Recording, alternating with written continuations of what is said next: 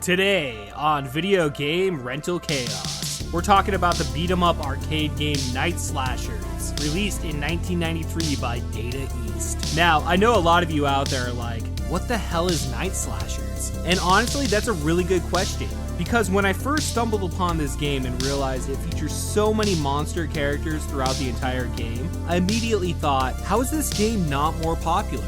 Because it's basically a horror fan's dream. It's like a mix of Final Fight and Streets of Rage, but with zombies, mutants, werewolves, mad scientists, the whole damn thing. You get 3 characters to choose from: Jake Hunter, Christopher Smith, Hong Hua. Now, I know this game got remade within the last couple years, and apparently they added another character named Lou Feline. I need to look that up, but for this review, we're sticking to the original 1993 release, so we're only focusing on the original 3 characters. And it's crazy to me that this game wasn't bigger, especially in today's horror community. You'd think Nite Slashers would be celebrated alongside horror-related games like Zombies Ate My Neighbors, Castlevania, and all that, but I had never heard of it until I randomly found it. So basically, you pick your character and the world has been overrun by monster mutants. Civilization is collapsing, the army's been wiped out, survival supplies are running low, and the last remaining humans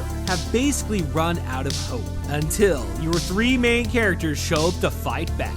Your main goal? Destroy all the zombies and the monsters and progress through the stages. Stage 1 takes place at the hospital, and the way this game opens is pretty fucking badass. You're being driven in a van, and you straight up crash into like 20 monsters, taking them out immediately. In my case, I picked Jake first. He walks in and starts smashing all kinds of monsters, tons of zombies. And as you keep moving through the stage, more enemy types start getting introduced. Eventually, you reach the first boss. At first, I thought he looked like Herbert West from Reanimator, but I think he's more like Dr. Jekyll / Mr. Hyde mad scientist type dude. You get through him and then boom, Frankenstein. And dude, this guy fucking kicks your ass. If I was a kid in 1993 with a handful of quarters, bro, you're begging your mom for more money because this game is gonna eat your wallet alive.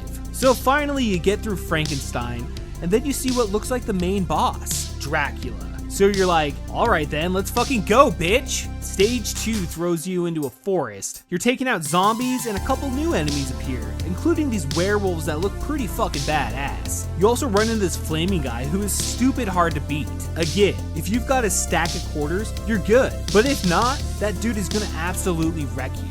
You end up chasing down a carriage and some old man shows up talking shit like he's gonna get you. Then you have to fight him along with this weird Night of the Living Dummy type enemy. After that, you move into a graveyard area and fight this rock monster, who actually has some cool attacks. But honestly, with enough continues, you can smash right through him. Then there's a bonus game, which is actually pretty damn fun. It says stuff like Drug Zombies and Hungry Burger on the side for advertisements. You have all these zombies in the background, and you have to stomp them out within a time limit to rack up points. Stage 3 is where you enter Dracula's castle, and at this point the game really takes off. I was fully into it. You're smashing through insane amounts of enemies, you run into these huge executioner type dudes. They take effort to kill, but you can still grind through it. Then you hit the classic beat 'em up moment, the elevator fight scene. It's always in these games you're trapped in an elevator and enemies flood in, and you just beat the shit out of everybody as they jump on.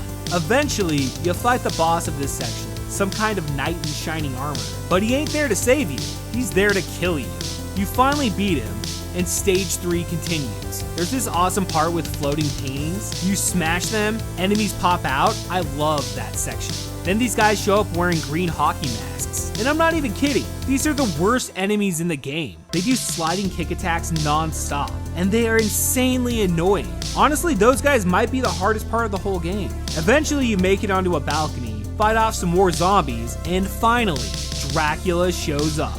So you fight Dracula, and you're thinking, damn, this game is short. 3 stages and I'm already fighting Dracula? But it turns out, Dracula is not the final boss. After you beat him, Dracula basically says, you'll never be able to close all the portals of darkness. And your guys are like, nah, fuck you, dude. We're continuing, okay? Stage 4 drops you into this pyramid area, so I guess we're in Egypt now. You fight 2 enemies at the same time, and it's cool because they share the same health bar, so you can burn through it quicker. But dude, they do these wrestling style moves where they just toss you around and beat your ass. Again, with enough quarters, you can eventually power through it. When you clear stage 4, they think they've sealed the portal, but they realize there's another one, so it leads into stage 5. Stage 5 takes place on a huge airplane, and this is where the game gets super hard. All the enemies you've been dealing with gang up on you. The screen fills up with monsters and it gets chaotic as hell.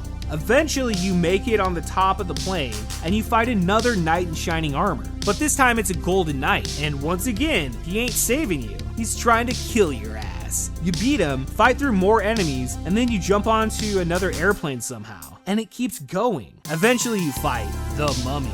And dude, the mummy looks fucking badass again. The character design in this game is fucking awesome. But yeah, you're dropping a shit ton of quarters here too. Eventually you beat him and clear stage 5. And then there's another bonus game and you see an ad for the hospital boss and it finally tells you his name, the Ripper. Okay, it was the Ripper the whole time. The bonus game is a zombie toss where you mash the button as hard as possible, throw the zombie, knock stuff down, and score points. Fun little side game. Stage 6 starts with the heroes flying in, landing a helicopter, and from there you're grinding through enemies again. But it's harder and harder.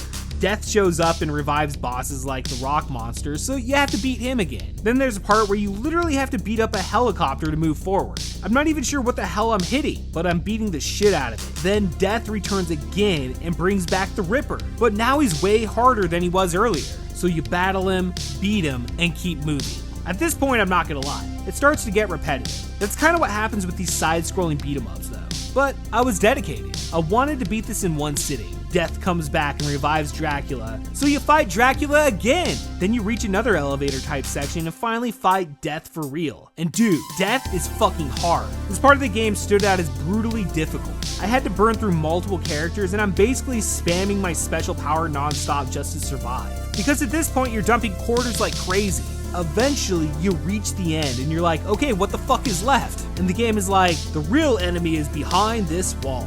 So you push through, fight more enemies, the same ones you've been fighting forever, and finally, you face the main boss. And I don't even know what the fuck this thing is. Let's call it some kind of demon robot monster. This dude is out to destroy the world and you're the last thing standing in its way. And he's hard as hell. One hit kills you half the time. So you basically have to keep using your special power and praying you survive long enough to beat him. Eventually, you beat him. Then you get thrown into this weird final section where you're running and jumping and fighting monsters that are still alive. At first I thought, fuck, I don't think I'm getting through this. But I picked a character who felt more agile and I managed to push through to the final part pretty quickly. So at this point, you beat the game. Everything explodes, zombies die, the human world is saved. It's a miracle, ladies and gentlemen. The heroes save the day and they're ready to go home. Then it jumps forward 3 months later. Jake becomes a private investigator in Chicago. Hong Hua is off fighting monsters with her sister. And then Dracula's back. Wait, what? Christopher Powell shows up and basically tells Dracula, don't you forget, I'll fucking kill you again. Game over. I actually ranked top 5 in the high scores, which is hilarious. Because I felt every time I dropped more quarters for continues, my points got erased. But dude, I kicked a lot of ass in this game. Killed a ton of zombies, werewolves, mutants, monsters, all of it. And it's still crazy to me that more horror fans don't celebrate this game. I really think Nite Slashers deserves a bigger spot in the horror community. It's a fun game. It has insane monster variety, and it's got that classic arcade energy. So yeah, it's time we start giving this game the respect it deserves.